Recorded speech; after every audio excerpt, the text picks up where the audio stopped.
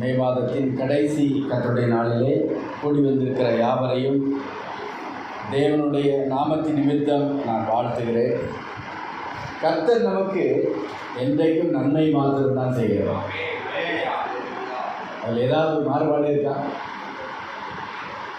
அவர் ஆசீர்வதித்தாலும் ஆலோசனைகளை கொடுத்து நீ நடக்கிற வழி சரியில்லை தம்பி என்று நமக்கு சொன்னாலும் அது நன்மைக்கு எதுவாக மாத்திரமே இருக்கும்.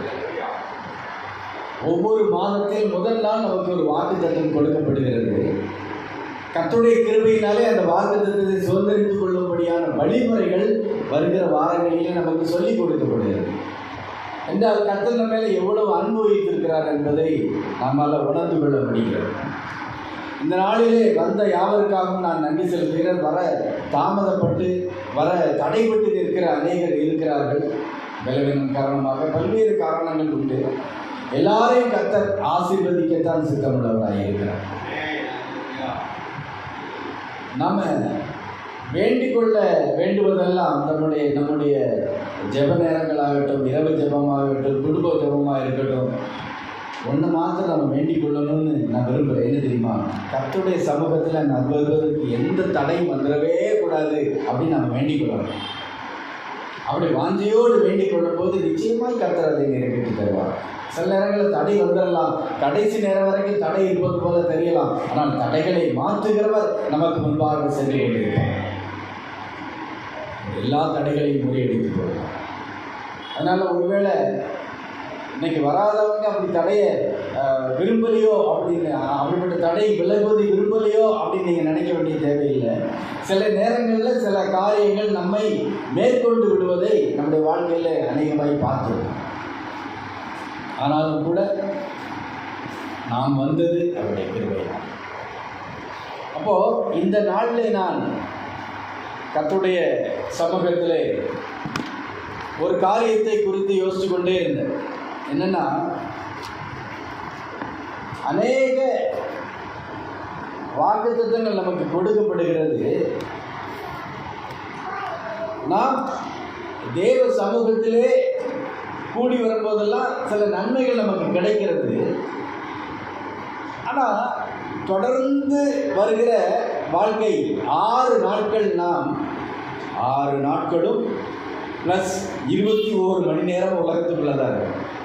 இன்றைக்கி இந்த 3 மணி நேரம் நம்ம இங்கே இருப்போம். அதுக்கு பிறகு என்ன பண்ணுறோம்? வீட்டுக்கு போயிடுறோம், இல்லை வேலைக்கு கூட போகிறோம்.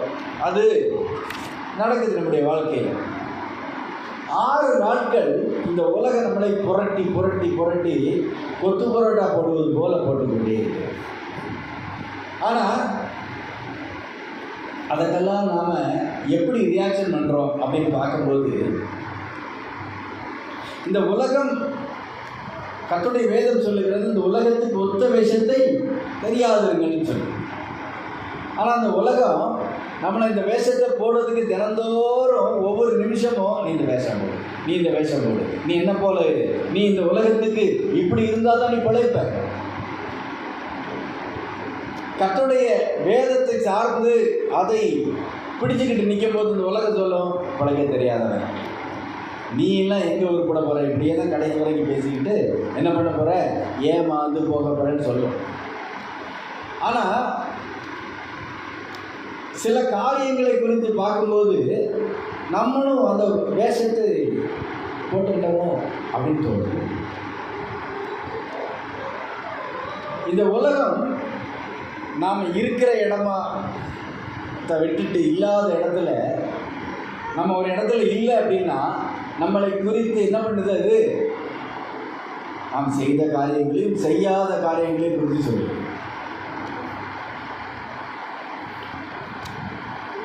ஆனால் இது உலகத்தில் நடந்தால் நமக்கு அதை குறித்த கவலை இல்லை. இந்த உலகம் அப்படிப்பட்டது தான். அதில் இருந்து தான் கர்த்தர் நம்மை வேறு பிரித்து இருக்கிறார். அப்போ வேறு பிரித்தவர் சும்மா வேறு பிரித்தாரா? தாயின் கற்பத்திலே நான் உன்னை முன்குறித்தேன், உன் எலும்புகள் உருவான விதத்தை நான் அறிந்திருக்கிறேன் சொன்ன கர்த்தர் என் எலும்பை சும்மா பார்த்தாரா? என் எலும்பை குறித்த அக்கறையோடு, என் ஜீவனை குறித்த அக்கறையோடு அவர் பார்த்தார். அப்போ இந்த வேத புத்தகம் நமக்கு எந்த காரியத்தை சொல்லிக் கொடுக்கிறது? கிறிஸ்து வரும் வரைக்கும் அவருடைய வருகையை சொல்லிக் கொடுக்கிறது. கிறிஸ்து வாழ்ந்த போது அவர் வாழ்க்கையை சொல்லித்தருவார். அதன் பிறகு அவருடைய வாழ்க்கையையும் அவர் எப்படி வாழ்ந்தார் என்பதையும் நாம் எப்படி வாழ வேண்டும் என்பதையும் மறக்காமல் ஒன்றை குறித்து சொல்லுகிறது, அவர் வருகையை குறித்தும் சொல்லுகிறது. அப்போ நமக்கு முன்பாக வைக்கப்பட்டிருக்கிற ஒரு டாஸ்க் இன்னைக்கு என்ன அப்படின்னா, கிறிஸ்துவனுடைய வருகை சமீபம், அதற்கு நான் ஆயத்தப்பட்டிருக்கிறேனா? அந்த வருகையிலே நான் எடுத்துக்கொள்ளப்படுவேனா, கைவிடப்படுவேனா? அந்த வருகைக்கு முன்பாக நான் சந்தோஷத்தோடு அவரிடத்தில் செல்வேனா, இல்லை என்றால் கவலையோடு இந்த உலகத்திலே தங்கி விடுவேன் என்பதை குறித்து கடைசி வரைக்கும் நமக்கு பல காரியங்களை சொல்லி அப்படின்னா, நமக்கு இனிமேல் வைத்திருக்கிற ஒரு ஓட்டம், நமக்கு இனிமேல் இருக்கிற ஒரு பணி, நமக்கு ஒரு வேலை இருக்குது. என்ன வேலை அப்படின்னா, அவருடைய வருகையிலே அவரோடு கூட செல்வதே அந்த வேலை. அப்போ அந்த வேலையை நான் செய்து முடிக்கும்படியாக நான் தேறுகிறேனா தேரவில்லையா என்பதை குறித்து பார்க்கும்போது இந்த வேத புத்தகம் அநேக ஆலோசனைகளை நமக்கு கொடுக்கிறது. அந்த ஆலோசனைகள் முழுவதும் எதை நோக்கி சொல்லப்பட்டிருக்கிறது என்றால், அவருடைய வருகையிலே நீங்களும் நாமும் கூட செல்ல வேண்டும். அப்போ சில காரியங்கள் நம்முடைய ஆவிக்குரிய வாழ்க்கையை பின்னால் இழுத்து நம்மை புரட்டி போடுகிற வேலைகளை செய்கிறதை நம்ம பார்க்கிறோம். அப்படி ஒரு காரியம், முக்கியமான ஒரு காரியம் ஒன்று உண்டு. நிறைய காரியங்கள் நம்மை பின்னோக்கி இழுக்கிறது. அதில் ஒரு முக்கியமான காரியம் என்னவென்றால், ஒரு கிறிஸ்தவன் எப்படி இருக்க வேண்டும் என்பதை மறந்து அவன் வாழ்வது. அந்த கிறிஸ்தவன் எப்படி இருக்க வேண்டும், ஒரு ஆவிக்குரியவன் எப்படி இருக்க வேண்டும் என்றால், அவன் ரகசியங்களை பாதுகாக்கிறவனாய் இருக்க வேண்டும். ஒரு ஆவிக்குரியவன் ரகசியங்களை காக்கிறவனாய் இருக்க வேண்டும்.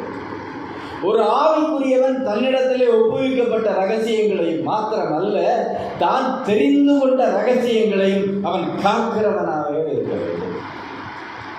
ஆனால் இன்றைக்கு பல கிறிஸ்தவர்கள் ரகசியங்களை பாதுகாக்கிறவர்களாக இல்லை. நான் ஒரு அலுவலகத்தில் ஆஃபீஸில் வேலை செய்யும்போது, அந்த ஆஃபீஸில் வந்து பார்த்திங்கன்னா டெய்லி ஏகப்பட்ட போஸ்ட் வரும், லெட்டர்ஸ் வரும், கொரியரில் வரும், இல்லைன்னா போஸ்ட்டில் வரும், ஸ்பீட் போஸ்ட்டில் வரும், ரெஜிஸ்டர்ட் போஸ்ட்டில் வரும். எப்படியாய் வந்தாலும், எந்த லெட்டராக இருந்தாலும், பேமெண்ட் செக்காக இருந்தாலும், அது எத்தனை லட்சம் ரூபாய்க்காக இருந்தாலும், நாங்கள் அதை பிரித்து பார்த்துட்டு தான் என்ன பண்ணுவோம், எதை எம்டிகிட்ட கொடுக்கணும், எதை எம்டிகிட்ட கொடுக்க வேணான்னு நாங்கள் தான் முடிவு பண்ணுவோம். இது அது எவ்வளவு முக்கியமானதாக இருந்தாலும், அது எங்கிருந்து வருகிறதுன்னு அந்த ஃப்ரம் அட்ரஸ் வச்சு பார்த்தா தெரிஞ்சிடும், அது முக்கியமானது, முக்கியம் இல்லாதது அப்படின்னு தெரிஞ்சிடும். சில நேரங்களில் பர்சனல் லெட்டராக இருக்கும். அந்த பர்சனல் லெட்டராக இருந்தால் கூட நாங்கள் பிரித்து படிச்சுட்டு தான் அவருக்கு போடுவோம். ஆனால் ஒரே ஒரு போஸ்ட்டை மாத்திரம் நாங்கள் என்ன பண்ண மாட்டோம், பிரிக்க மாட்டோம். அது என்ன போஸ்ட் அப்படின்னா, அந்த போஸ்ட்டுக்கு மேலே கான்ஃபிடென்ஷியல் என்று எழுதப்பட்டோம். கான்ஃபிடென்ஷியல் அப்படின்னு எழுதப்பட்டோம். அந்த லெட்டரை மாத்திரம் என்ன பண்ண மாட்டோம், நாங்கள் பிரிக்க மாட்டோம். அதில் என்ன இருக்குன்னு எங்களுக்கு தெரியாது. ஃப்ரம் அட்ரஸும் டூ அட்ரஸும் மட்டும் தான் தெரியும். எங்கேருந்து வந்தது, யாருக்கு வந்திருக்கு, இது மாத்திரம் தான் தெரியும், யாருக்கு தெரியும். அப்போது ஒரு கிறிஸ்தவன் எப்படியானவனாக இருக்க வேண்டும், அவன் கான்ஃபிடென்ஷியலாக லெட்டரை போல பாதுகாக்கப்பட்டவனாக இருக்க வேண்டும். அந்த செய்தியை அவன் யாருக்கு தெரியப்படுத்த வேண்டுமோ அவங்க மாத்திரம்தான் அதை தெரிந்து கொள்ள வேண்டும். சில பேரை பார்த்தீங்கன்னா, யார்கிட்டையும் சொல்லிடுறாரு. சில குழந்தைங்களை பார்த்துருக்கீங்களா, உங்ககிட்ட மட்டும் தான் சொல்கிறேன், நீ யார்கிட்ட சொல்லக்கூடாது, சத்தியம் வாங்கி கிளாஸில் இருக்கிற 45 பேர்த்தையும் சொல்லி இல்லை இல்லையா, கிளாஸில் இருக்கிற 45 மற்ற அதர் ஸ்டூடெண்ட்டுக்கு என்ன பண்ணும், அது சொல்லிடும். கிறிஸ்தவனுடைய வாழ்க்கை ஓட்டை விழுந்த வாழ்க்கை அல்ல. அப்படிப்பட்ட ஓட்டை விழுந்த வாழ்க்கையை கர்த்தர் விரும்புகிறதும் அல்ல. அவர் ஒரு நாளும் அதை விரும்ப மாட்டார். அப்போது நாம் எல்லாரும் வாசிக்கலாம், எடுத்தவங்க வாசிங்க, எடுத்துக்கொள்ளுங்க. நீதிமொழிகள் 11வது அதிகாரத்தை எடுத்துக்கொள்ளுங்க.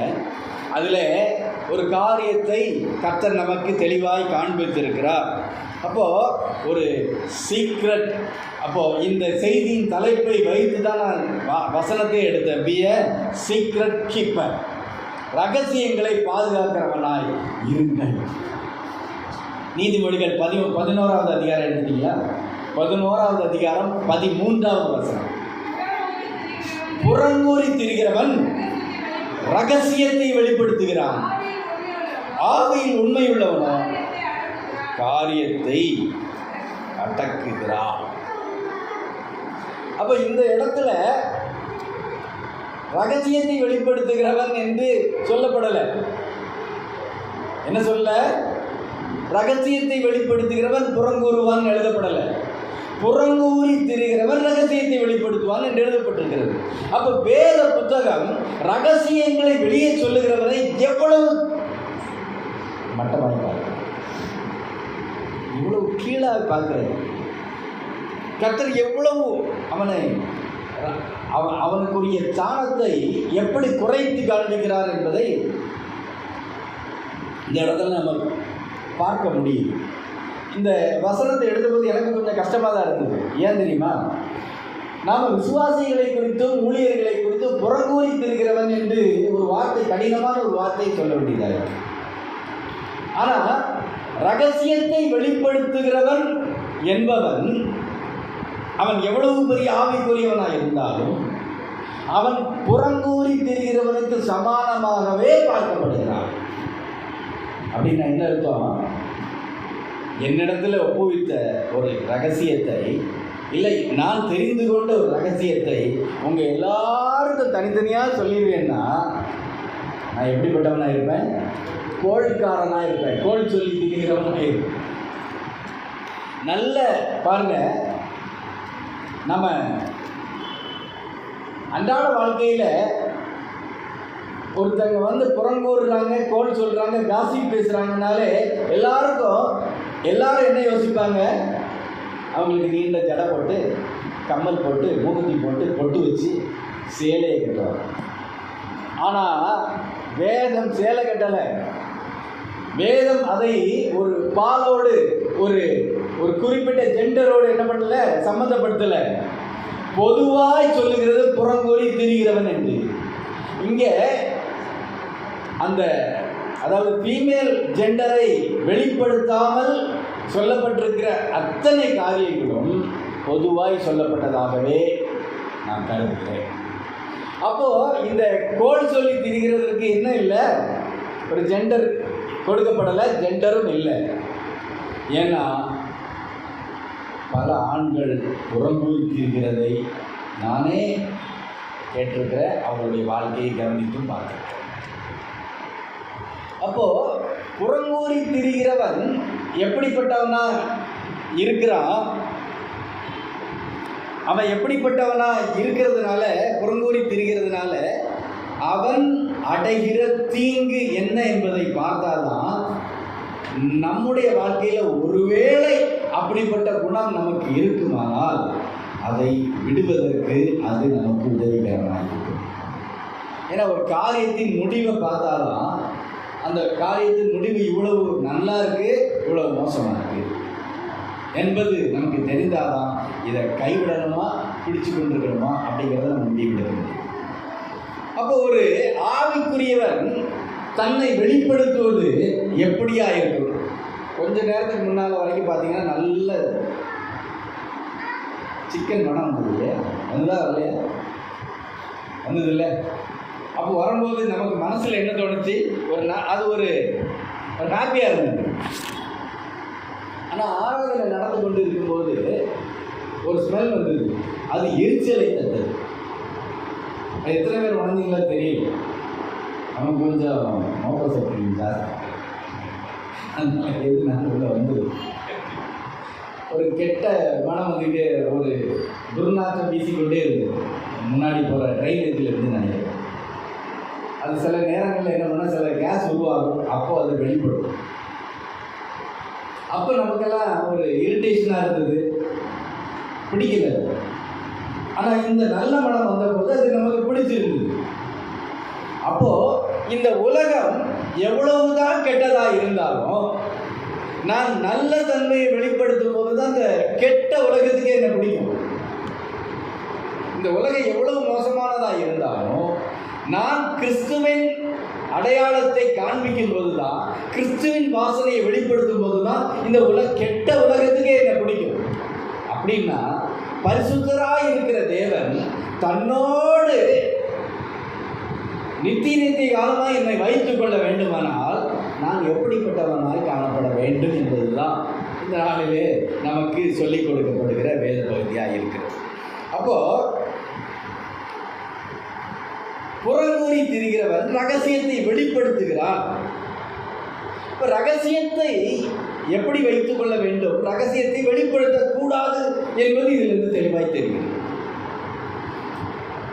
அப்படி ரகசியத்தை வெளிப்படுத்துகிறவன் எப்படிப்பட்டவனாய் இருக்கிறான், அவன் எதையெல்லாம் பெற்றுக்கொள்கிறான், அவனுடைய பார்வை, தேவனுடைய பார்வையில் அவன் எப்படிப்பட்டவனாய் இருக்கிறான் என்பதை பார்க்கும்போது நீதிமொழிகள் 20வது அதிகாரத்தில் 19வது வசனத்தை எடுங்க. நீதிமொழி 20:19.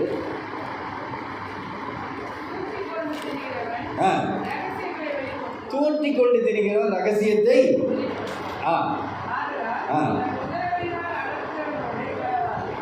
என்ன பண்ணுது, என்ன செய்யணுமா, உதடுகளால் அளப்புகிறவனோட என்ன பண்ணக்கூடாது, சேரக்கூடாதுன்னு சொல்லுது வேதம். என்ன சொல்லுது, அப்படிப்பட்டவனோட சேராதுன்னு சொல்லுது. ஆனால் இதே வேதாகமம் தான் இன்னொரு காரியத்தை சொல்லுது, சபை கூடி வருதலை விட்டு விடாதிருங்கள், ஒருவருக்கொருவர் ஐக்கியமாயிருங்கள். ஒருவருக்கொருவர் ஐக்கியமாக இருக்க சொல்லுகிற வேத புத்தகம் தான் அளப்புகிறவனோட என்ன பண்ணக்கூடாது, சேரக்கூடாது என்று சொல்லுது. அப்போ சபை கூடி வருதல், ஐக்கியமாக இருத்தல் தேவனுடைய சித்தமாக இருக்க, நான் அப்படி ஐக்கியம் கொள்ளக்கூடாதபடிக்கு ஒரு குணாதிசயத்தை வைத்து கொண்டிருந்தேன். ஆனால் நான் தேவன் அருவருக்கிற காரியத்தை செய்து கொண்டிருக்கிறேன். நான் தேவன் அருவருக்கிற ஒரு காரியத்தை செய்து கொண்டிருக்கிறவனாய் இருந்தால் தேவனுக்கு அருவருப்பாய் காணப்படுவேன். ஆனால் நான் எப்படி நித்தியத்திலே அவரோடு வாசம் செய்ய முடியும்? நான் எப்படிங்க போக முடியும்? கர்த்தர் என்னைக்காவது அருவருக்கிறதை தன்னோடு வைத்துக் கொள்வாரா? நம்ம எல்லாருக்கும் ஒரு காரியம் தெரியும். சில பேரை பற்றி சொல்லுவாங்க, என்ன சொல்லுவாங்க, இவங்கிட்ட போனால் நல்ல அரிசுவை உணவை கொடுத்துட்டு பக்கத்தில் அசிங்கத்தையும் வைப்பாங்க. அதை பார்க்காம இதெல்லாம் இங்கே இருக்கிற 28 ஐட்டமும் நல்ல ஐட்டம், இந்த ஒரு ஐட்டம் தானே கெட்ட ஐட்டம், இதை பார்த்துக்கிட்டே சாப்பிட்டுருன்னு சொல்லுவோம் என்று என்ன பண்ணுவாங்க, சொல்லுவாங்க. அப்படி சாப்பிட முடியுமா? 28 ஐட்டம் நல்ல ஐட்டம் வச்சுட்டாங்க, இது ஒன்று தானே, இது சாப்பிட முடியுமா? நாம் எவ்வளவுதான் ஆராதித்தாலும், எவ்வளவுதான் பிரசங்கம் பண்ணாலும், பைபிள் எவ்வளவுதான் வாசித்தாலும், நான் ரகசியத்தை காப்பாற்றாதவனாக பொறாமையினாலோ இல்லை வேறு எந்த காரியத்தினாலோ பிறனை அவமாய் பேசிக்கொண்டு திரிகிறவனாய் நான் காணப்படுவேனால் கர்த்தர் எப்படி என்னை தன்னுடன் வைத்திருப்பார்? ஒரு பெரிய ஒரு பதவியில் இருக்கிறவங்களை வைத்துக் கொள்வேன். ஒரு பிரைம் மினிஸ்டர், சீஃப் மினிஸ்டர், யாரோ ஒருத்தர், இல்லை ஒரு கவுன்சிலர் கூட வச்சுருக்கீங்க. இவன் ரகசியத்தை காப்பாற்றுறவனாக இருக்கிறான் அப்படின்னு தெரிஞ்சால் தன்னோடு அவனை என்ன பண்ண மாட்டாங்க, ஒரு நாளும் வைத்து கொள்ள மாட்டாங்க, விரட்டி விட்டுருவாங்க, விரட்டி விட்டுருவாங்க. கவனிங்க, சின்ன கூட்டமாக இருக்கிறோம். ஆனால் உண்மையிலேயே இந்த ஸ்கூலில் படிக்கும்போது ஒரு காரியம் நடக்கும். என்ன தெரியுமா? டெய்லி எல்லாரும் கிளாஸுக்கு வருவாங்க, டெய்லி எல்லோரும் வருவாங்க, கேர்ள்ஸ் அண்ட் பாய்ஸ் எல்லோரும் வருவாங்க.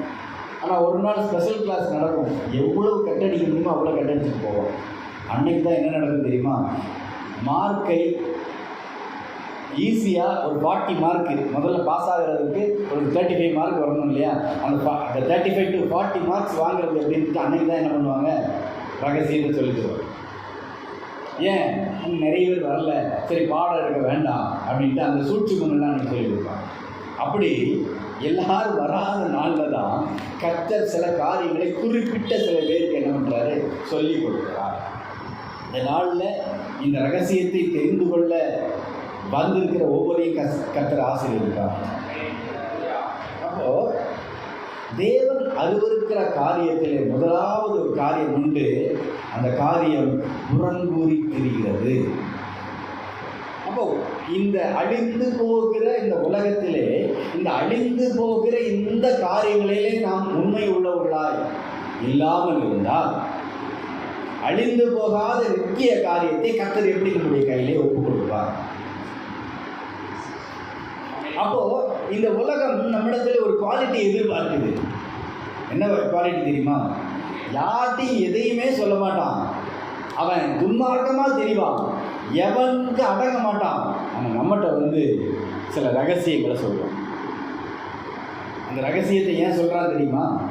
அவனுடைய இருதயத்தில் இருக்கிற பாரத்தை இறக்கி வச்சது போன்ற ஒரு அந்த ஃபீலிங்கை அவன் நம்மக்கிட்ட வெளிப்படுத்துவான். ஏன் வெளிப்படுத்துகிறான் தெரியுமா? நம்மோடு பரிசுத்த ஆவியானவர் இருக்கிறதுனால.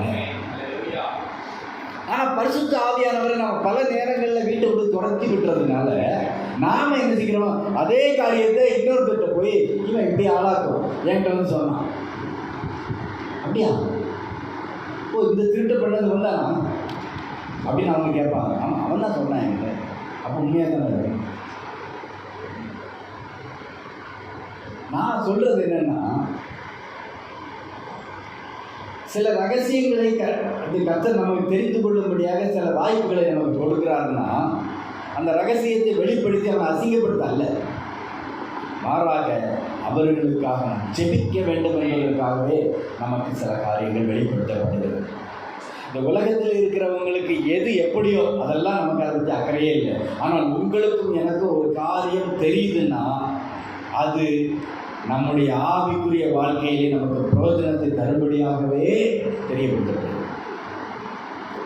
அது கெட்ட காரியமோ நல்ல காரியமோ, கெட்ட காரியமாக இருந்தால் இது நீ செய்யக்கூடாது என்பதற்காகவும், நல்ல காரியமாக இருந்தால் இது நீ செய் என்பதற்காகவும் நமக்கு வெளிப்படுத்தும். அப்போது தேவன் அருவருக்கிற காரியத்தை நம்மிடத்திலே காண்பாரானால் அவர் நம்மை ஒரு நாள் என்ன பண்ண முடியாது, நித்தியத்துக்குள்ளே கொண்டு போக முடியாது. அது மாத்திரமல்ல, இந்த காரியம் சாத்தானுக்கு கதவை திறந்து கொடுக்கிற ஒரு காரியமாக காணப்படுகிறது. எப்படின்னு பார்த்தா, கர்த்தருடைய வேதம் சொல்லுகிறது, பிசாசானவன் என்ன பண்ணுறான், எவனை விழுங்கலாமோ அவனை வகை தேடி சுற்றி வருகிறான். வகை தேடினா அவன் வாய்ப்பை தேடிக்கிட்டே இருக்கிறான், வாய்ப்பை தேடிக்கிட்டே இருக்கிறான். இந்த உலகத்திலேயே சோர்ந்து போகாமல் ஒரு காரியத்தை செய்கிற ஒருத்தன் உண்டுன்னா அது பிசாசு மாத்திரமே. அவன் மாத்திரம்தான் என்ன செய்கிறான், சோர்ந்து போகாமல், சோர்ந்தே போக மாட்டான்.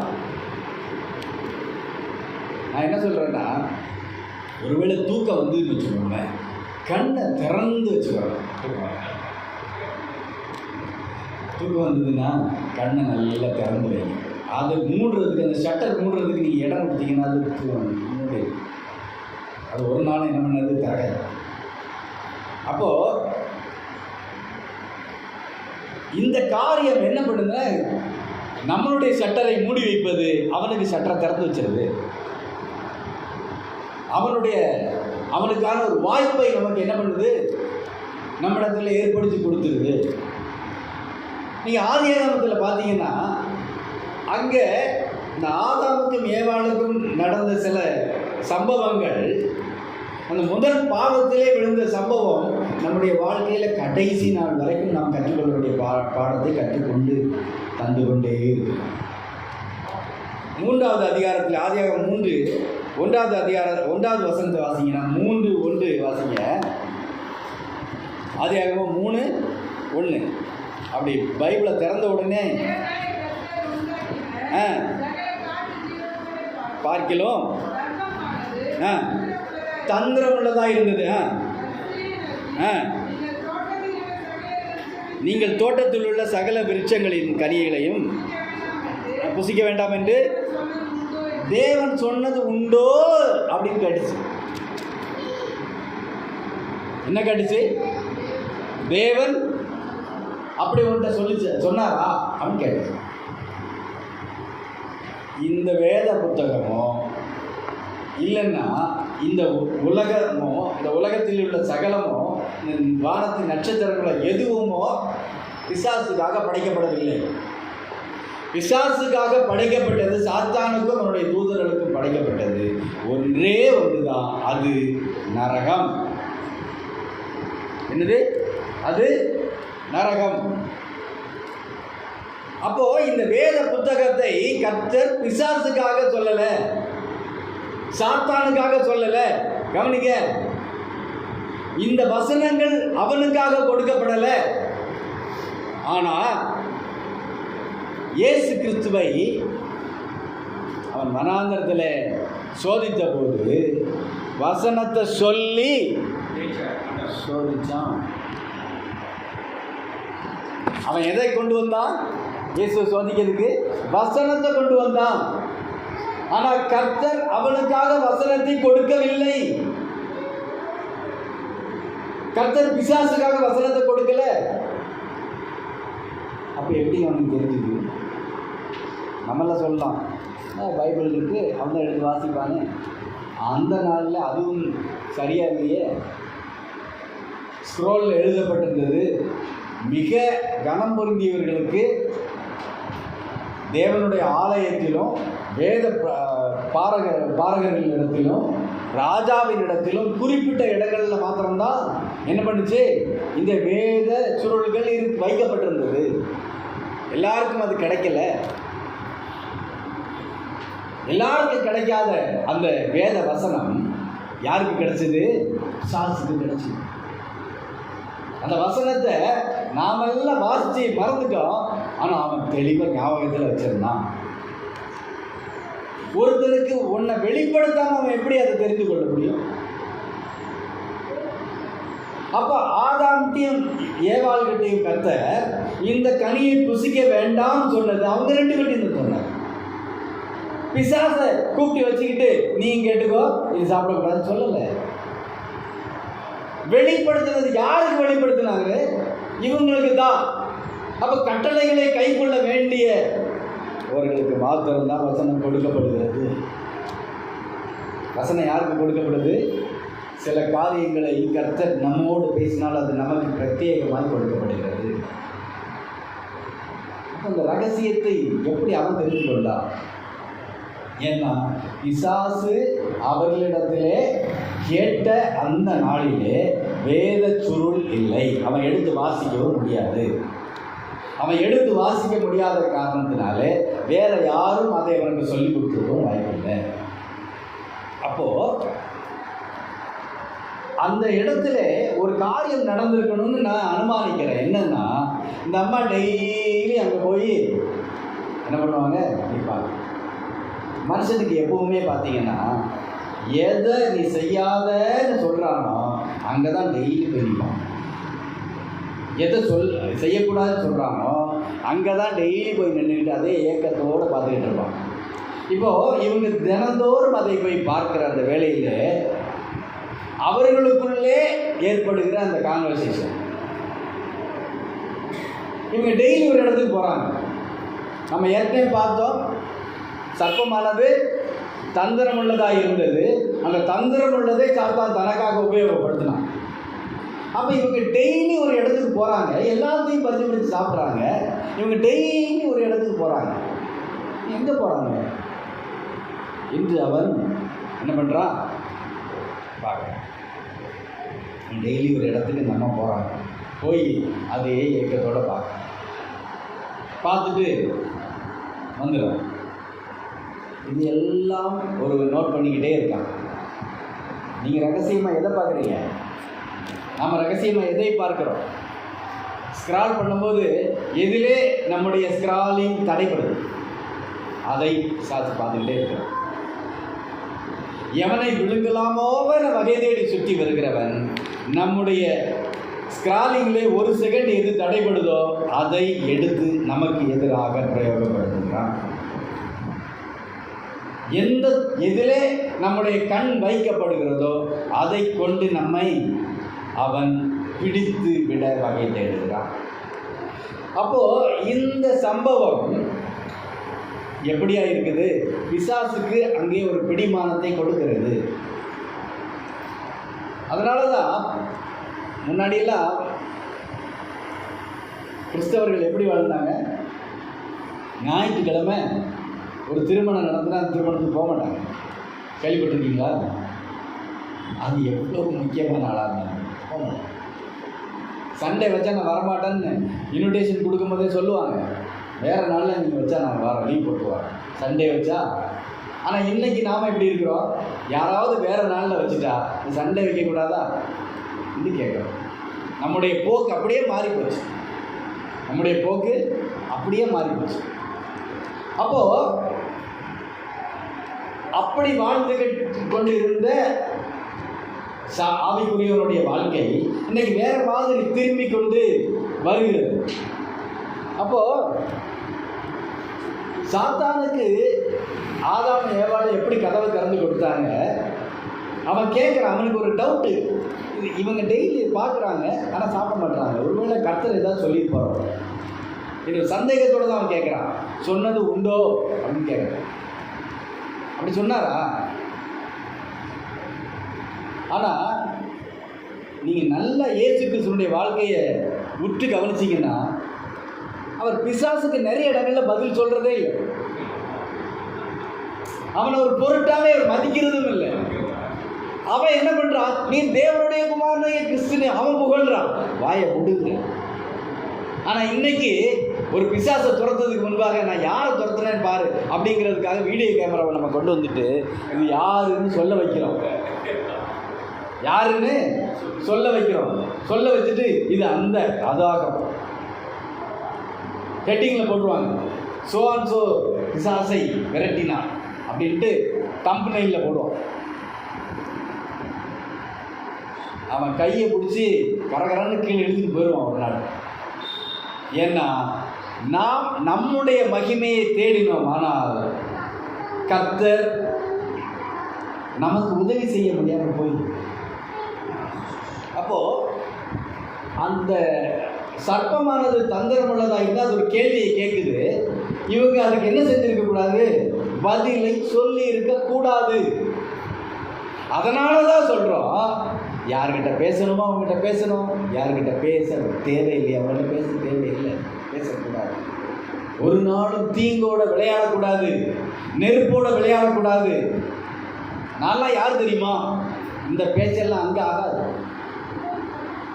நான் 7 மணி நேரம் நெடுமலங்காலில் ஜெபிச்சாலும் பேச தேவையில்லாத வார்த்தையை பேச தேவையில்லாதவர்களிடத்திலே பேச தேவையில்லாத இடத்திலே பேசினேன், ஆனால் நான் மாட்டிக்கொள்வேன். இன்றைக்கு முழு உலகமும் இப்படிப்பட்ட ஒரு பாவத்திலே விழுந்து இயேசு கிறிஸ்து அதுக்காக வந்து தன்னுடைய ஜீவனையே கொடுக்க வேண்டியது ஒரே ஒரு காரியத்தில் நடந்தது, அவனுக்கு பதில் சொல்றது. அப்ப ரகசியத்தை பாதுகாக்க வேண்டியவன் ரகசியத்தை பாதுகாக்காவிட்டால் அவன் எல்லாவற்றையும் அழித்து போடுகிறவனாய் இருப்பான். ஏவாள் ரகசியத்தை பாதுகாப்பதற்காக வைக்கப்பட்டான். ஆதாம் ரகசியத்தை பாதுகாப்பதற்காக வைக்கப்பட்டான். அவன் தேவனோடு மாத்திரம்தான் பேசிக் கொண்டிருந்தால் ரகசியத்தை காத்து கொண்டிருப்பான். அந்த குடும்பம் எப்படியாக இருந்திருக்கும்? ஒரு விசுவாசம் உள்ள பரிசுத்த சந்ததியாக இந்த பூமியில பெருகி இருக்கும். இந்த பூமியே மகிமையினால நிரம்பி இருந்திருக்கும். அந்த ஒற்றை சம்பவம், அந்த ஒரு பதில் எல்லாவற்றையும் கெடுத்து போட்டதை நம்ம பார்க்கிறோம். அப்போ சில காரியத்தை கர்த்தர் செய்யாதன்னு சொல்றாரு, சில காரியத்தை செய்யாமல் இருப்பதற்காக புத்தியை நமக்கு கொடுத்திருக்கிறார். நம்ம புத்தியை நம்ம யூஸ் பண்ணலன்னா, கர்த்தர் கொடுக்கிற ஞானத்தை யூஸ் பண்ணலன்னா போய் விழுந்து விடுவதற்கு அது ஏதுவாக இருக்கிறது. கர்த்தர் நீ பிசாசுகிட்ட பேசக்கூடாதுன்னு சொல்றதா இந்த இடத்துல பைபிளில் எந்த இடத்துலையும் ஆதியாகமத்தில் என்ன பண்ணல, எழுதப்படலை. ஆனால் அவர்களுக்கு தினந்தோறும் அவர்களோடு தேவன் பகலின் குளிர்ச்சியான வேளையிலே வந்து உலாவி அவர்களோட பேசி அவர்களோட ஒரு உறவாய் இருந்தார். அவர்களுக்கு அந்த மகிமையான ஸ்தலத்தில் இருந்த மகிமையை உணர்ந்து கொள்வதை நிறைய பிரச்சனை இருந்தது. இன்றைக்கு சபையில் வந்து கர்த்தரை ஆராதிக்கிறதுல நமக்கு மகிமையை காண முடியாட்டி உலகத்தில் எங்கே போனாலும் நமக்கு மீட்பே இல்லை. இந்த உலகம் நம்மை மீட்பதற்காக கொடுக்கப்பட்டதல்ல, நாம் மீட்கப்படுவதற்காக கொடுக்கப்பட்ட ஒரு ஸ்தலமானால் அது சபை. நான் ஒருத்தருடைய சாட்சியை பார்த்தேன். நல்ல ஒரு நடிகர், அவர் நல்லா தான் நடிப்பார், எல்லாம் நல்லா தான் இருக்கும், நல்லா தான் பேசுகிறாரு. ஆனால் கடைசியாக அவர் தன்னை வெளிப்படுத்தினார், இப்போல்லாம் நான் சபைக்கு போகிறதில்ல. எல்லா உபதேசத்தையும் பேசிக்கிட்டு புறஜாதிகள் மத்தியில் கர்த்தருக்கு சாட்சியை சொல்லிட்டு அவர் தன்னுடைய சாட்சியை சொல்ல போது ஒரு பேட்டியில் சொல்கிறார், நான் இப்போ சபைக்கு போகிறதில்ல, ஏன்னா எல்லா ஊழியக்காரனும் திருடனாக இருக்கான். அப்போ என்னுடைய பார்வை எப்படியா இருக்கிறது? ஏதேன் தோட்டத்தில் நான் கர்த்தர் உலாவுகிற இடத்தை பார்த்துக்கிட்டு இருக்கேன்னா அவர் தடை செய்த ஒற்றை மரத்தை பார்த்து கொண்டிருக்கேன். நான் எப்படி மீட்கப்படுவேன்? நான் சபையில் வந்து கர்த்தரை பார்க்கிறேன்னா ஊழியக்காரன் திருடன் பார்க்கிறேன்னா நான் எப்படி மீட்கப்படுவேன்? நான் என்னுடைய ஆத்மாவுக்கு நான் கணக்கு சொல்லணுமா, இல்லை திருடனாக இருக்கிற ஒரு ஊழியக்காரர் வந்து கணக்கு சொல்லுவார்?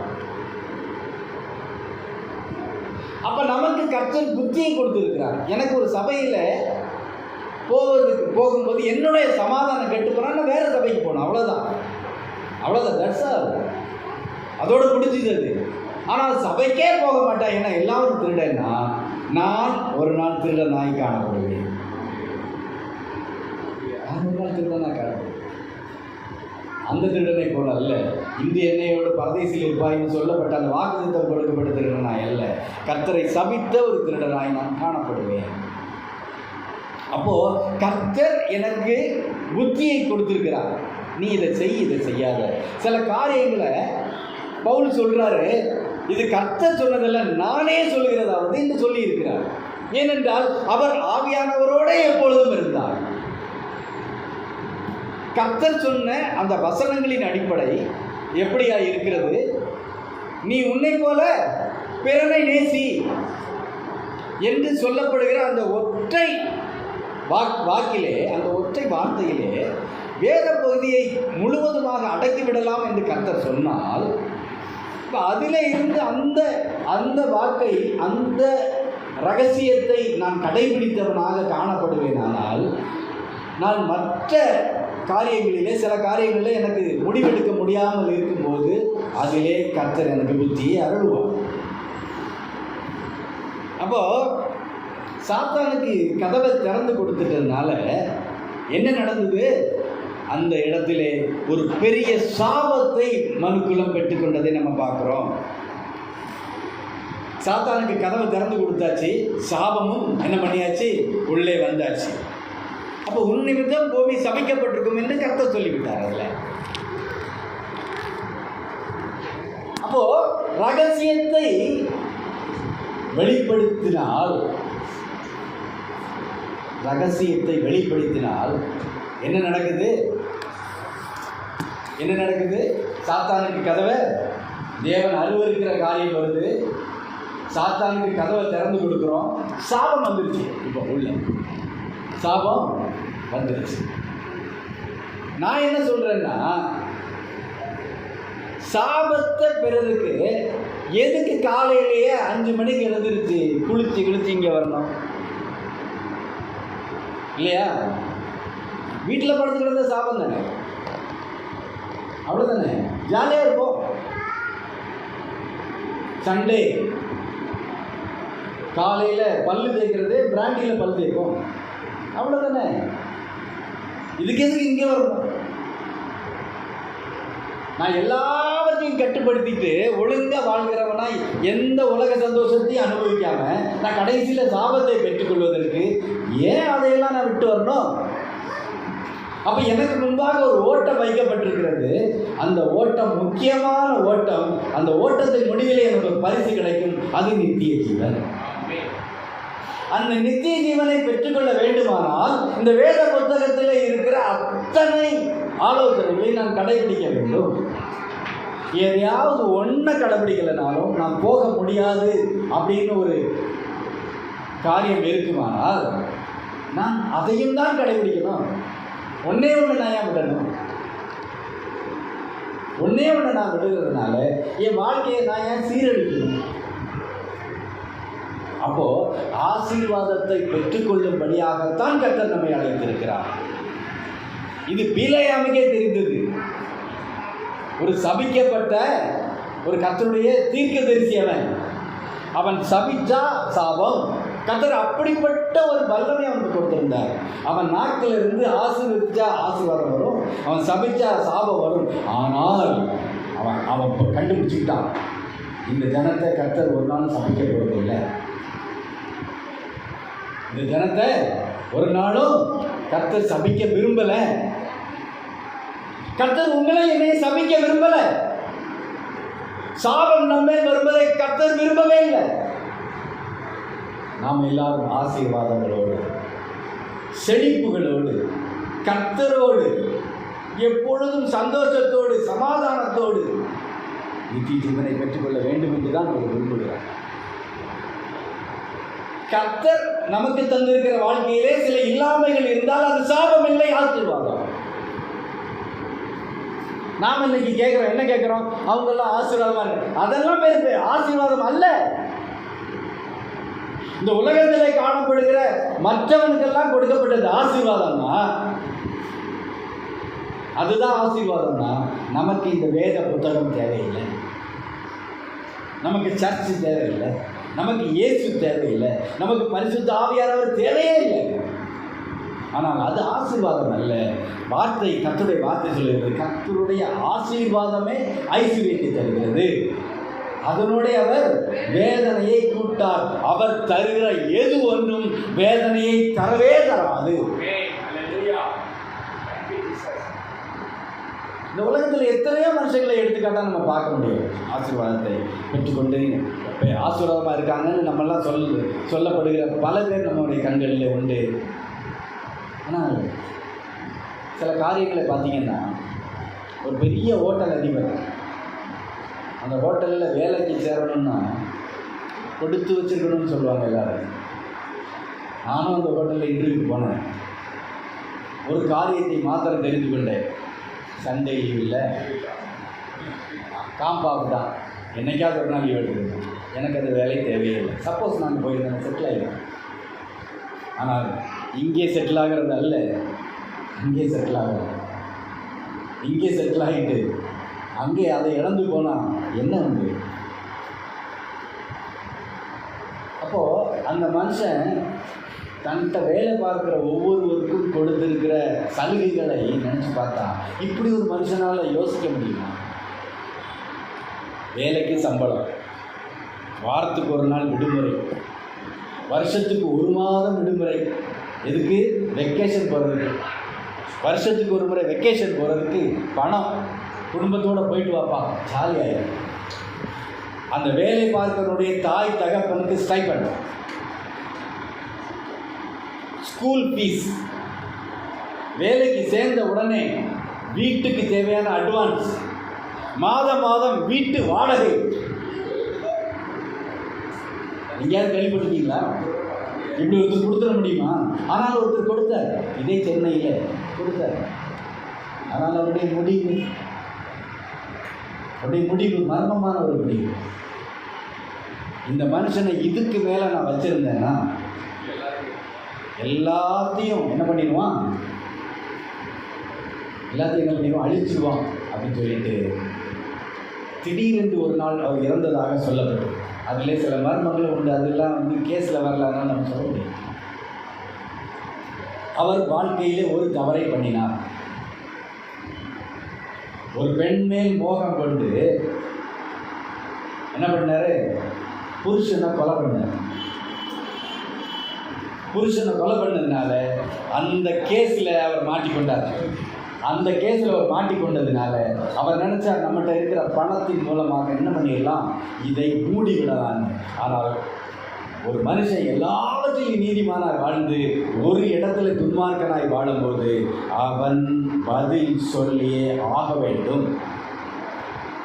ஆனால் தாவீது தப்பு வைக்கப்பட்டான்.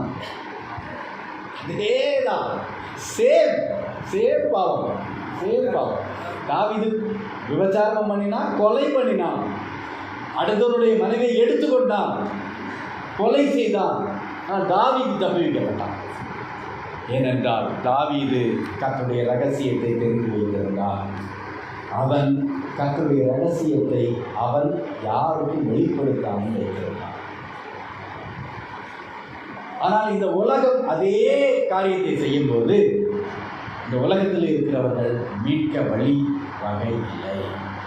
நீ எவ்வளவு பணம் வச்சிருந்தாலும், நீ எவ்வளவு நன்மை செய்தாலும், கர்த்தருடைய சார்பிலே நீ நிற்காதவனாய் இருந்தால் கர்த்தர் உனக்கு எதிராய் நிற்பார்.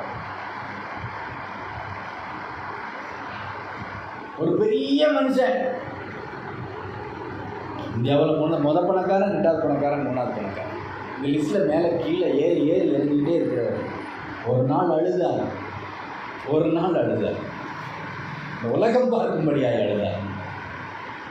தன் மகனுடைய வாழ்க்கையை நினைச்சு, தன் மகனுடைய திருமணத்திலே மகன் பேசினதை கேட்டு அவர் அழுதார்.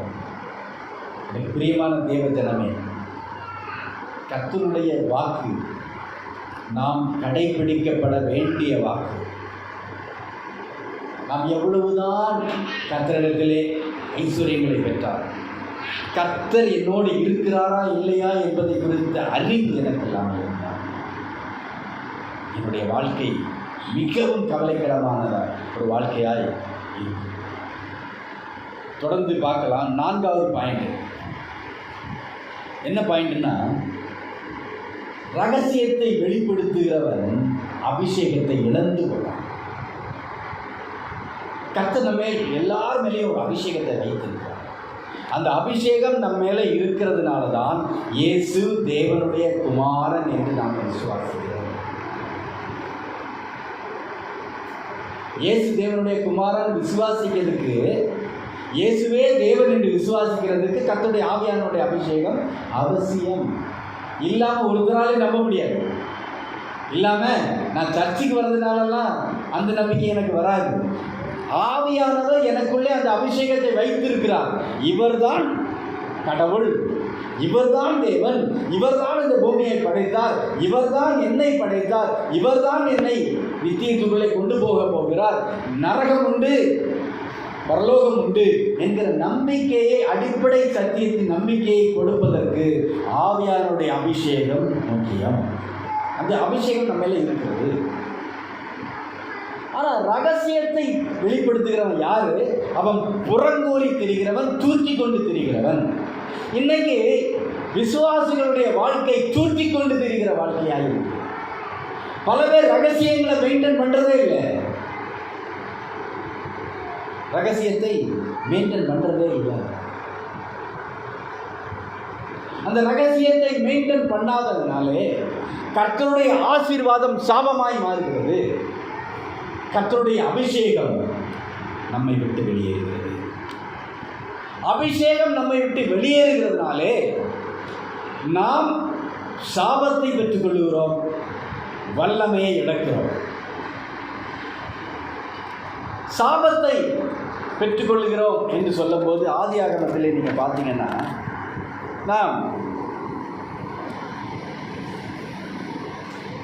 9வது அதிகாரத்திலே நோவாவை குறித்து பார்க்கிறோம். நோவாவை குறித்து பார்க்கும்போது நோவா கானானை சபித்தான் என்று எழுதப்படுகிறது. கானான் என்ன பண்ணா? சபித்தான். யாரு கானான்? யாரு? தேர்ந்தெடுக்கப்பட்ட 8 பேரிலே இருந்து உருவாகப்பட வேண்டிய ஒரு பரிசுத்த சந்ததி. ஆனால் கானான் பார்த்தீங்கன்னா இன்னைக்கு வரைக்கும் இந்த கானான் இருந்த இடமே தெரியாமல் அழிந்து போயிட்டு பார்க்குறேன். காம் என்ன பண்ணா? நிர்வாணத்தை பார்த்தான். அந்த விஷயங்கள் அந்த இதை பார்க்கும்போது ஒரு காரியம் இருக்குது. அதில் நோவா என்ன பண்ணுறாரு, திராட்சை தோட்டத்தை நாட்டுறாரு. திராட்சை தோட்டத்தை நாட்டி அவர் அதிலிருந்து என்ன பண்ணுறாரு, திராட்சை ரசத்தை எடுத்து குடிக்கிறார். குடித்ததுனால அவர் வெறி கொண்டு தன் வஸ்திரம் விலகி படுத்திருந்தார் என்று எழுதப்பட்டிருக்கிறது. இதில் தப்பு யார் தப்பு? நோவா தப்பு தானே? அப்படி தானே? இந்த ஆள் தானே அப்படி படுத்துக்கிடந்தான், அறிவியல் தானே இந்த ஆள் தானே அப்படி படுத்துக்கிடந்தான். ஆனால் அதில் சில விஷயங்கள் இருக்குது. உங்களுக்குள்ள ஜலப்பிரளயம் வந்து அதுக்கு பிறகு இந்த 8 பேர் தப்பிக்கப்பட்ட பிறகு அந்த தண்ணீர் வற்றி போன பிறகு தான் கர்த்தர் என்ன சொல்கிறாரு, சீதோஷ்ண நிலையை மாற்றுகிறார். அதுக்கு முன்பாக வெயில் இல்லை, மழை இல்லை, பனி தான் இந்த பூமியின் மேலே பெஞ்சு என்ன பண்ணுது, இந்த பயிர்கள்லாம் விளையுது, அந்த ஈரத்தில் தான் விளையுது. ஆனால் அதுக்கப்புறம் சீதோஷ்ண நிலை மாறும்போது திராட்சை ரசம் புளிக்க ஆரம்பிக்குது. அது வரைக்கும் புளித்து தான் எங்கேயுமே எழுதப்படலை, குறிப்பில்லை. எனவே அவருக்கு அதுக்கு முன்பாக திராட்சை ரசத்தை அவர் தேவைக்கு குடிச்சிருந்தாரு, அது ஒன்றும் பண்ணலை. அன்னைக்கு குடித்தாரு, அது புளித்ததுனாலே போதை உண்டானது. அதனால் ஒரு வஸ்திரம் விலகி படுத்துருந்துங்க. இப்போ காம் வரான், பார்க்குறான். பார்த்துட்டு அவன் என்ன பண்ணிட்டான், நேராக போய் மற்ற 2 சகோதரர்களுக்கு என்ன பண்ணுறான், அந்த விஷயத்தை அறிவிக்கிறான். மற்ற 2 சகோதரர்களும் ஒரு போர்வையை எடுத்துக்கொண்டு வந்து திரும்பிக் கொண்டே போய் தன் தகப்பனுடைய நிர்வாணத்தை மூடுகிறதை அந்த இடத்துல நான் பார்க்கிறேன். இந்த போதை தெளிந்து வெறி தெளிந்து அவர் எழுந்தபோது, செய்யப்பட்ட நடந்த விஷயத்தை கேள்விப்பட்ட போது அவன் மிகுந்த கோபம் கொண்டு கானான் சபிக்கப்பட்டவன் என்று சொல்லுகிறான். ஏன் 3 பேரும் தான் இந்த விஷயத்தை தெரிஞ்சுக்கிட்டான். ஆனால் காமம் அதை பார்த்து அறிவிக்கிறவனாயிருந்தான். சில ரகசியங்களை மூட வேண்டும். அன்பு திரளான பாவங்களை மூடும். எத்தனை ரகசியம் உங்ககிட்ட இருக்கு? உங்களுடைய இருதயத்தை கேட்டு பாருங்கள். எத்தனை ரகசியங்களை நீங்கள் பல வருஷமாக பூட்டி வைத்திருக்கிறீர்கள்? இருக்கா? ஸ்டோரேஜில் ரகசியம், சொல்லப்படாத ரகசியம் இருக்கா? அப்படி சொல்லப்படாத ரகசியம் உங்களிடத்தில் இல்லைன்னா இன்னைக்கு ஒரு உறுதி எடுத்துக்கொள்ளுங்கள். இனிமேல் ரகசியங்களை காப்பாற்றுகிறவனாய்த்தான் நான் இருப்பேன். ஏன்னா தூற்றி கொண்டு தெரிகிறவன் அவதூறு உண்டு பண்ணுகிறவனாக இருக்கிறான். அவதூறு உண்டு பண்ணுகிறான். ஒருவேளை காம் அப்படிப்பட்ட ஒரு காரியத்தை செய்யலைன்னா சபிக்கப்பட்ட ஒரு சந்ததி வந்திருக்காது. வேதத்திலே அந்த பகுதி இடம்பெற்றிருக்கவும் வாய்ப்பில்லை. நமக்கு அது தேவையும் இல்லாமல் போயிடும். தூற்றி கொண்டு திரிகிறவர், ரகசியங்களை வெளிப்படுத்துகிறவர், மற்றவர்களுடைய ரகசியத்தை வெளிப்படுத்துகிறவர் மாத்திரம் அல்ல, அவர்களுக்கு தூஷணத்தை கொண்டு வருகிறவனாகவும் இருக்கிறார். நாம் இன்றைக்கு குடும்பத்தினர் செய்கிற தவறுகளை வெளியே சொல்லி அவர்களுக்கு என்ன பண்ணுகிறோம், அவதூறை உண்டு பண்ணுகிறோம். வீடு வீடாய் நம்ம திரிகிறது எதற்காக? மற்றவங்ககிட்ட நம்ம பேசினாலே அவங்க ஒரு கதை சொன்னால் நான் ஒரு கதை சொல்லியே ஆகணும்னு கட்டாயம் எங்கேயுமே இல்லை. நீ நல்லா பார்த்தீங்கன்னா ஒரு 4 பேர் இருக்காங்க.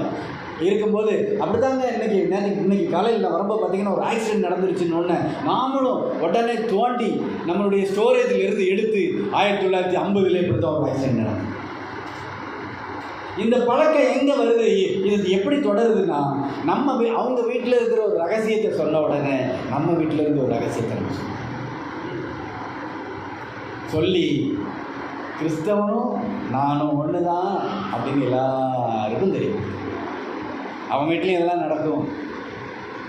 ரகசியத்தை எங்கே சொல்லணும், யார்கிட்டையும் சொல்லாத ஒருத்தர் இருக்கிறார். எவங்கிட்டையும் என்ன பண்ண மாட்டார், உங்கள் ரகசியத்தை என்கிட்ட சொல்ல மாட்டார், என் ரகசியத்தை உங்கள்கிட்ட சொல்ல மாட்டார்.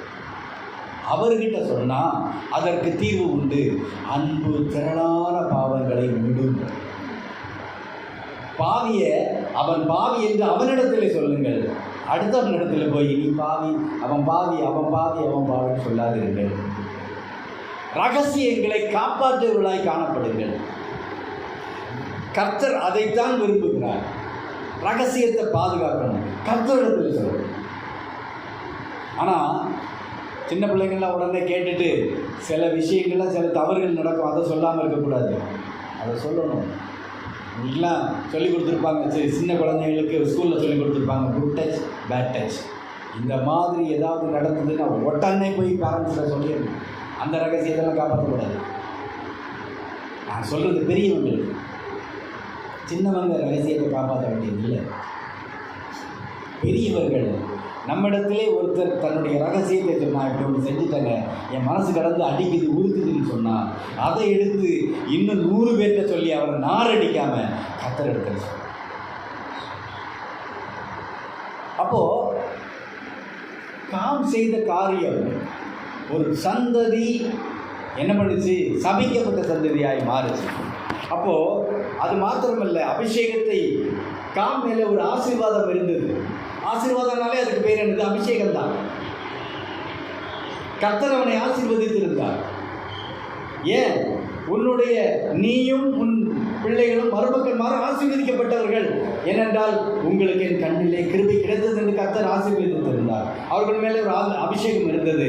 அவன் அபிஷேகத்தை என்ன பண்ணான், இழந்து போய் சாபத்தை விட்டு பண்ணான்.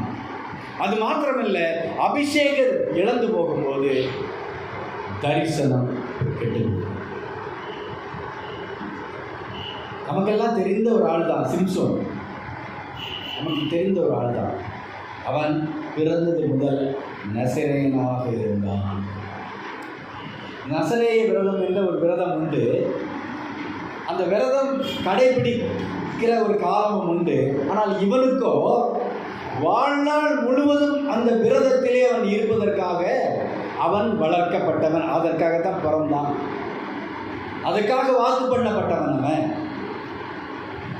அவனுக்கு கர்த்தருடைய ஆவியானவர் அவன் மேலே வரும்போது அவனுக்கு இருக்கிற அந்த வல்லமை எவனாலும் சகித்து கொள்ள முடியாத வல்லமை அவனிடத்தில் காணப்படும்.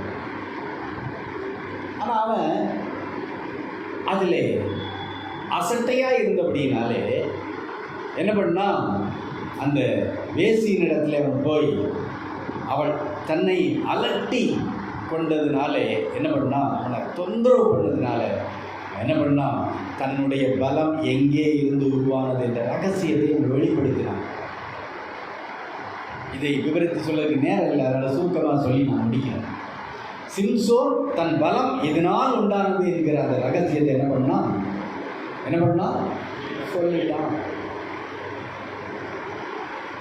அவன் அதுக்கு முன்பாகலாம் ஒன்று சொன்னான், எல்லாம் பொய். நாம் ரகசியத்தை ஒத்த பொய்ய சொன்னாலும் ஒரு நாள் ரகசியத்தில் சொல்லவில்லை மாறி போவோம். அதுக்கு ஒரே ஒரு வழிதான் இருக்குது.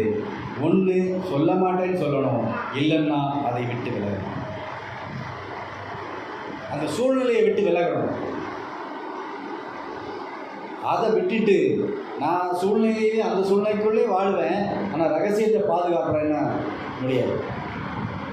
அவன் என்னென்னலாமோ பொய் பேசினான், ஆனால் அந்த பொய்யெல்லாம் வெளிப்பட்டது. ஒரு நாள் உண்மையை சொன்னான், உண்மை அவனை சாபத்துக்குள்ளாய் தள்ளிடுது. அவனுடைய அபிஷேகம் இழந்து போனான். கடைசியில் பெலிஸ்தரை, ஆயிரக்கணக்கான பெலிஸ்தரை கொண்டு போட்ட அந்த சிம்சோன் வித்தை காட்டுகிறவனாய் மாறினான். அவனை வச்சு என்ன பண்ணாங்களா, வேடிக்கை காட்டினாங்க. வேடிக்கை. ஏன்னா அந்த பெலிஸ்தருக்கு ஒரு பழக்கம் உண்டு, வேடிக்கை காட்டுகிற அந்த விஷயத்தை விரும்புகிற ஒரு பழக்கம் உண்டு. அதனால தான் தாவீதை பார்த்து அவன் பைத்தியக்காரன் மாதிரி எச்சிலை வடிச்சுக்கிட்டு பெலிஸ்தர் ராஜாவுக்கு முன்பாக இருக்கும்போது எனக்கு வித்தை காட்டுறதுக்காக நான் கொண்டு வந்தீங்கன்னு கேட்டான். கேளிக்கைகளில் விருப்பமுள்ளவர்களாக இருந்தார். அப்போது சிம்சோன் வித்தை காட்டுகிறவனாய் மாறி போனான். அவனை வச்சு அவன் கண்ணை ரெண்டு பிடுங்கிட்டு அவனை எவ்வளவு கேவலப்படுத்த முடியுமோ அவ்வளவு கேவலப்படுத்தினான்.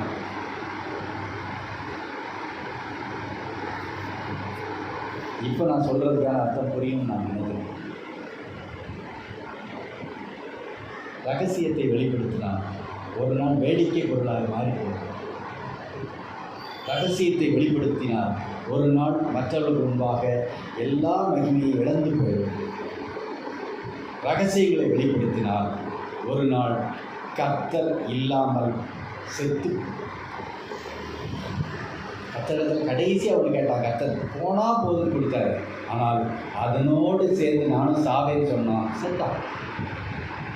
இன்னைக்கு வேத புத்தகத்தில் பல உதாரண புருஷர்கள் இருக்காங்க. நீ எப்படி வாழக்கூடாது என்பதற்கு சிம்சோன் ஒரு எடுத்துக்காட்டாய் அமைந்துவிட்டான். எப்படி வாழணும் அப்படிங்கிறதுக்கு கர்த்தர் ஒரு எடுத்துக்காட்டாய் அவனை வாழ செய்தார். ஆனால் எப்படி வாழக்கூடாது என்பதற்கு ஒரு எடுத்துக்காட்டாய் இருந்தான். ரகசியங்களை வெளிப்படுத்துவது ரொம்ப ஆபத்தான செயல். ஒரு கிறிஸ்தவன் எப்பொழுது நம்பிக்கைக்குரியவனாக இருக்கணும், ஒரு ஆவிக்குரியவன் நம்பிக்கைக்குரியவனாக இருக்கணும். கர்த்தருடைய வார்த்தை சொல்லுங்க, அவனோட கலவாதே, காசிப் பேசுகிறவனோட சேராதே. ஏன்னா நீயும் காசிப் பேசுகிற, அவனோட சேர்ந்த நீயும் பேச ஆரம்பிப்ப. கடைசியில் அடுத்தவனை பற்றி பேசுகிற நீ ஒன்றை பற்றின ரகசியத்தை வெளியே சொல்லுவ, நீ அபிஷேகத்தை இழந்துருவ. அப்படி நம்ம ஒன்னொன்னையாக பட்சிக்கும். அது ரகசியத்தை வெளிப்படுத்துறது. எப்பொழுதும் ரகசியத்தை பாதுகாக்கிறவங்களா இருக்கும். ஏன் ரகசியம் நமக்கு கொடுக்கப்பட்டது? ரகசியம் என்பது நம்முடைய ஆவிக்குரிய பிரயோஜனத்துக்காக கொடுக்கப்பட்டிருக்கிறது. சில பேர் சில ஜெப குறிப்புகளை சொல்லும்போது அதை நம்மிடத்தில் மட்டும்தான் சொல்லுவோம். அது பொண்ணு போட்டாலும் வெளியே போகும். பொண்ணு போட்டாலும் ஒரு நாள் வெளியே போகும். ரகசியம் அவங்களுக்கு வேண்டுமானால் அவங்க வேணா வெளியே சொல்லிட்டு போகிறாங்க. ஆனால் ஒரு நாளும் நம்மிடத்திலே ஒருவர் தன்னுடைய ரகசியத்தை பகிர்ந்தால் அந்த ரகசியம் வெளியே போகவே கூடாது. அது மாத்திரமில்லை, கிறிஸ்தவர், அதுவும் ஆவிக்குரிய கிறிஸ்தவர், அவதூறு பண்ணுகிறவனாக இருக்கக்கூடாது. அந்த ரகசியம் சொல்லப்பட்ட ரகசியமாக இருக்க வேண்டிய தேவையில்லை. நம்முடைய கண்களில் மாத்திரம் பார்த்த ரகசியமாக இருக்கும். நான் மட்டும்தான் அதை பார்த்தேன். போய் வெளியே போய் பேசி நாரடிக்கக்கூடாது. மாறாக கர்த்தரிடத்தில் சொல்லுவாங்க, சோம் பிரதர் சிஸ்டர் இப்படிப்பட்ட ஒரு பிரச்சனையில் இருக்கிறாங்க, அவர்களுக்கு ஒரு விடுதலை கொடுக்கணும். அப்படி நாம் வேண்டிக் கொள்ளும் போது அது நிச்சயமாக கர்த்தரிடத்திலிருந்து பலனை கொண்டு வரும். அதை விட்டுட்டு நாங்கள் பார்த்தேன் அந்த ஆள் என்ன பேச்சு பேசினார் பார்த்தியா, ஒயின் ஷாப்பில் போய் நிற்கிறார்.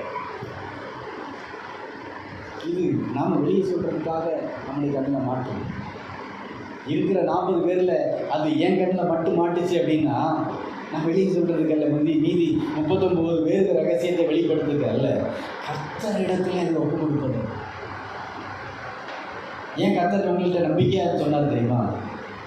அதுக்காக நீங்கள் ஜெபம் பண்ணுவீங்கன்னு தான், அதுக்காக நீங்கள் பரிந்து பேசுவீங்கன்னு தான். உங்கள் மேலே நம்பிக்கை வச்சிருக்கிறார். அவர் நம்ம மேலே நம்பிக்கை வச்சிருக்கிறார்.